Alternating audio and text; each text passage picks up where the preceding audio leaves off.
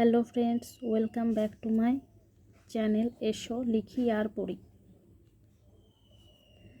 ম এই ব্যঞ্জন বর্ণের সাথে স্বরবর্ণের এই সাইনগুলি যোগ করে কি উচ্চারণ হবে তা নিয়ে আজকে ভিডিওটি আমি বানাচ্ছি। ময়ে আকারে মা, ময়ে হর্ষ ইকারে মি, ময়ে দীর্ঘ ইকারে মি,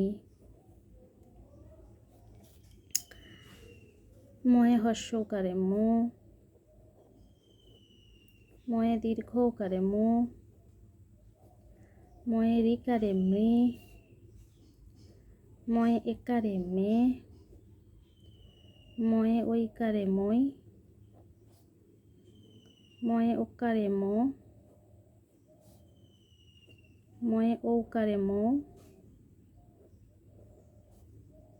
ম অনুস্বার ম,